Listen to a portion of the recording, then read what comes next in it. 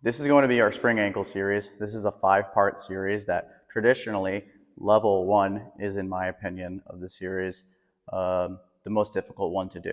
So what I'm going to do is reverse engineer that. We're going to start off with the classic level 5, which I'm just going to refer to as level 1 in the series because I think that level 5 is actually the easiest one to do. We're going to need a plate and we're going to need a wall or a rack to start off. We're going to be challenging the ankle in various positions at varying degrees of knee flexion and dorsiflexion. So, like I said, it's a 5-part exercise.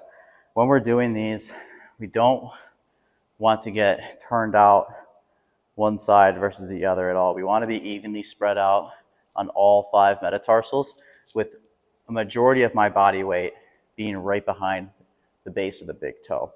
I don't want to use this too much to offload myself. I'll use it for balance mainly, but this is progression number 1.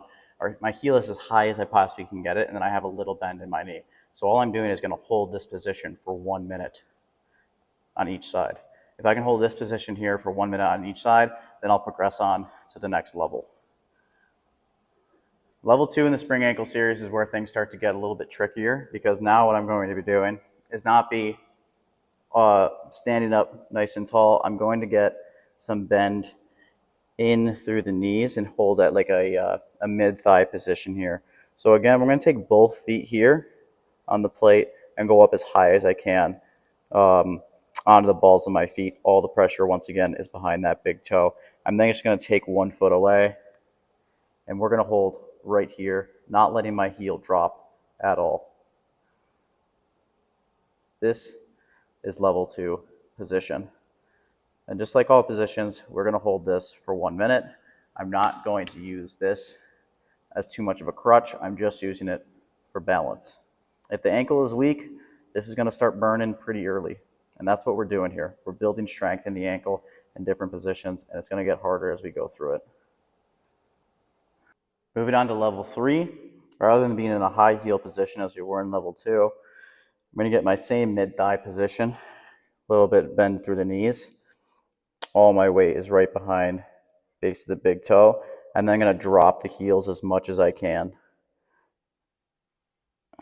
Not letting my heel actually touch the ground, but drop that as much as I can so that I am in an extreme range of dorsiflexion. Now this is where it starts to get even harder, and we hold this one for a minute as well. So mid-thigh bend and low heel hold. That's level 3. Level 4, we set it the exact same way as we did in the previous ones, but now instead of being mid-thigh, we're going to drop even further down. So now we're getting very, very low with this position here. I'm going to lift both heels. I'm going to take 1 heel away. Now I need lots more strength through the knee and the hip complex with this one, holding that heel as high as we can.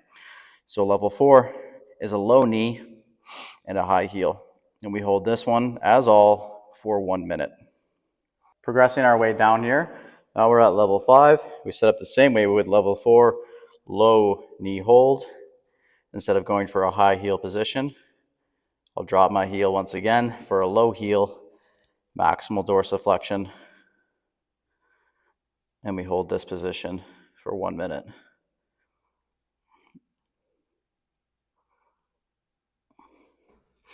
And there you have it. There's our 5-part series of the spring ankles. The goal is to get all those positions held for 1 minute. Once we do that, we know that our ankle is strong in various sporting-like movements and actions. If we have the muscular endurance in all of those positions, then we can move on to actually adding load. And as always, when we add load, we then reduce the time. So I might grab a 30-pound dumbbell and hold for 30 seconds, something like that with each one of those positions for my progression beyond these exercises here.